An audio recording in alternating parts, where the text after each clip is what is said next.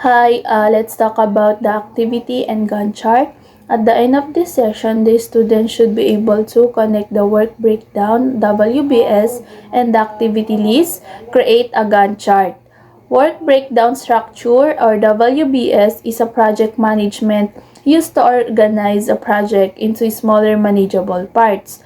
It starts from the overall project goal and break it into deliverables and sub-deliverables so it clearly understand what needs to be completed. The project deliverables are divided into main phases, which is number 1, design, number 2, construction, and number 3 is implementation. The next slide is design. Let's talk about the design.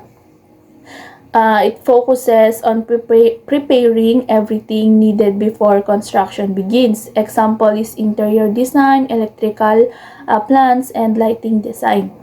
The next one is construction. What sub-deliverables to be made to contribute to the overall delivery. Example is building project, external fencing, street over, and school concert project, tickets, posters, and website.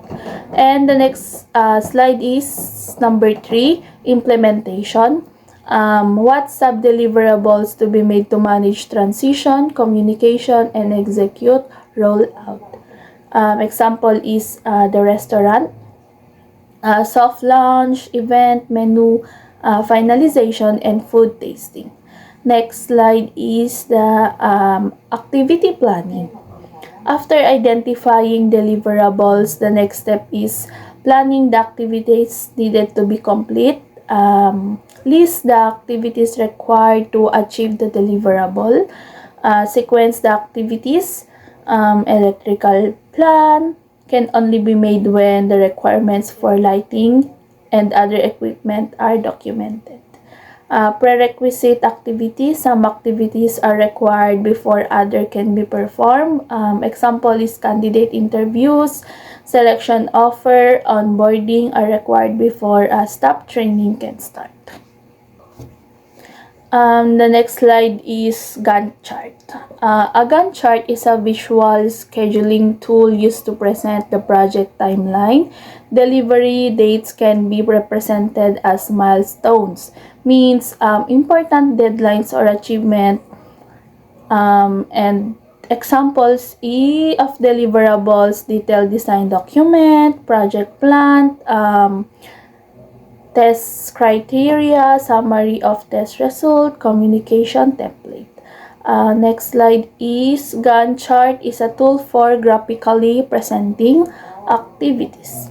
For each large deliverable, one can have preparatory activities, design tasks, execution, review, testing, implementation. Example of activities: prepare project plan, validate project plan, get approval,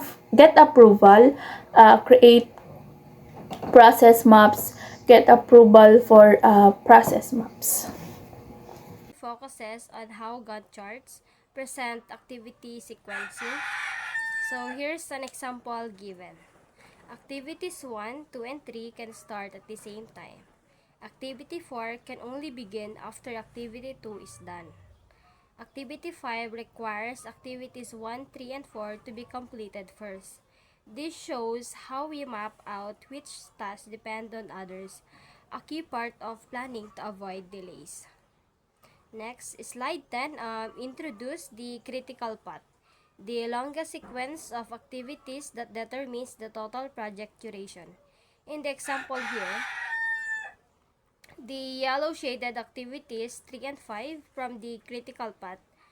Other sequences like activities 1 and 5 or 2 and 4 and 5 are shorter, meaning they have slack time and won't delay the project if they take a bit longer. Keeping an eye on the critical path is crucial for keeping projects on schedule. This slide talks about lead time, when an activity can start a bit before its predecessor finishes, so they're nearly concurrent. For example, a program specifications reviews can start as soon as the first set of specs is done, instead of waiting for all to be finished. This helps saves time without risking quality. This slide explains how Gantt charts help us verify if timelines make sense. Individual activity check. We can see if time estimates are realistic, like allocating just one day for multiple stakeholders to approve something is not reasonable. Overall duration check, we can spot if the total project length is too long or short. For instance, a mid-size taking 12 months might need the critical path reviewed to find ways to speed up. So this here's the sample Gantt chart made with Microsoft project and breaks. On the left slide includes activity descriptions, start and dates, and the resources assigned to do the work. On the right side has a graphical view of when each activity runs, resource names, lines marking the critical path, and milestones. It also notes that weekends are excluded from schedule, so some bars look longer if they cross a weekend. The critical path is in red, and slack time for non-critical tasks is shown with black lines. Okay, so this slide covers how we present time periods in Gantt charts depending on project length. Short projects, 3 to 4 weeks, use days. And mid-sized projects, 3 months, use weeks. Large projects, 6 to 12 months.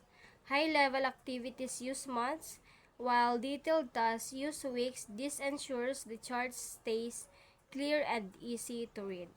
So this slide wraps up what we've covered. So we have the work breakdown structure, or the WBS, breakdown project deliverables into sub-deliverables by phase, which is the design, construction, and implementation, and list the activities needed to plan, design, and build each one.